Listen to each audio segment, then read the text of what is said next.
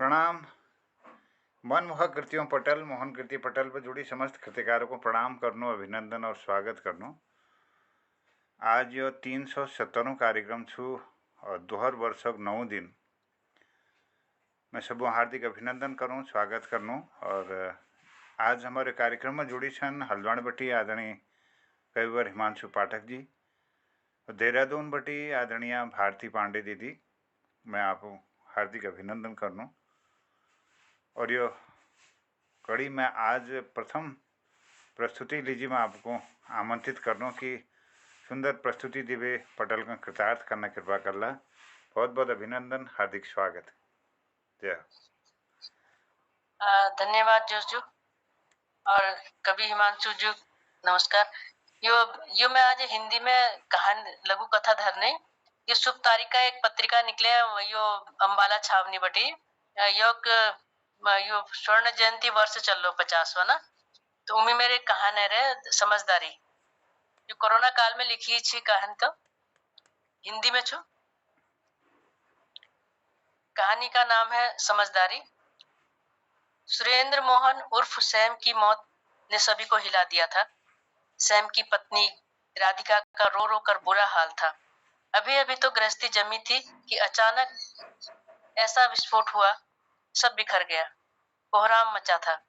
किसी को समझ में नहीं आ रहा था कि कैसे सांत्वना दे, उसके पास जाए तो कैसे। एक तरफ कोरोना का डर तो दूसरी तरफ आपसी संबंध। अभी सुरेंद्र की मृतदेह अस्पताल में ही थी।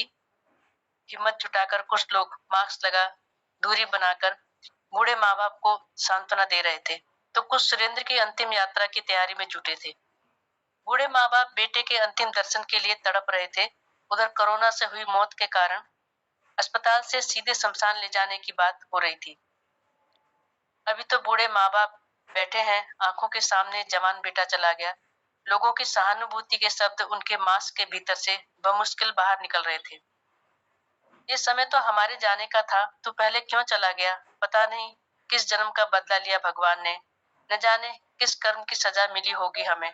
बूढ़े माँ बाप, राधिका और बच्चों की कुरकुरी सी रुदन सुनकर सभी की आंखें नम हो गई थी। बहू, 13वीं पर कुछ दान पुण्य, पंडितों और गरीबों को भोजन करवा देना, तो सैम की आत्मा को शांति मिल जाएगी। सबका मददगार सैम नेकी करते हुए महाप्रयाण को गया। बूढ़ी सास ने कहा। दरअसल सुरेंद्र उर्फ सैम कोरोना वॉरियर की टीम में शामिल था। नेकी के काम में हमेशा से अग्रणी सैम गरीब तबके के जरूरतमंद लोगों की यथासंभव सहायता करता था।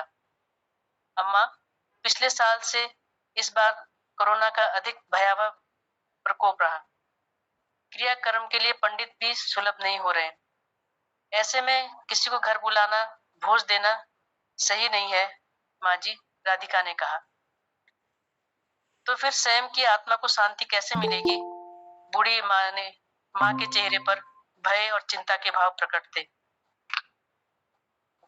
आप चिंता मत करो अम्मा, मैंने प्रबंध कर लिया है। पंडित शिवराम जी से बात की है मैंने, वे व्हाट्सएप वीडियो कॉल से श्राद्ध करवा देंगे। रही दान पुण्य की बात, मैंने महाभर के लिए चाय पत्ती, चीनी, मिल्क पाउडर, साबुन, सैनिटाइजर, मास्क और जूस के पैकेट मंगवा लिए हैं। श्राद्ध विधि पूर्ण होते ही जरूरतमंदों की बस्ती में दे आऊंगी। पितर भोज का क्या होगा बहू? सास ने पूछा। अम्मा, ऐसी परिस्थिति में आप बैल मुझे मार की बात क्यों करनी? इस समय सामाजिक व्यवहार और धार्मिक कर्म से बढ़कर कोरोना की रोकथाम है। संबंधियों को उहापोह में न रखकर ऑनलाइन श्रद्धांजलि करवा लेना ही सही होगा। ठीक है, ठीक बात है ना बाबूजी? राधिका ने सामने बैठे ससुर जी से पूछा। इस कोरोना काल में यह तो बहुत अच्छा कार्यक्रम और दान व्यवस्था है बेटी। तुमने बड़ी समझदारी का काम लिया है। सैम यदि जीवित होता तो आज की परिस्थिति में लोगों की इसी तरह मदद करता। उसके 13वीं पर लोगों की इस तरह मदद सैम को सच्ची श्रद्धांजलि होगी बेटी। वह जहां भी होगा तुम्हारी समझदारी से प्रसन्न होगा, बाबू जी ने राधिका के सिर पर हाथ रखकर कहा। धन्यवाद। वाह वाह वाह, बहुत सुंदर सजन, बहुत बढ़िया। अच्छा लगी आपकी एक कहानी। बहुत सुंदर, समझदारी, देश कार्य वातावरण के अनुसार मार्मिक, बहुत अच्छा। बहुत अच्छा संदेश देती है। कहानी की प्रस्तुति के लिए बहुत बहुत आभार आपको, बहुत बहुत धन्यवाद। जय हो। धन्यवाद, नमस्कार।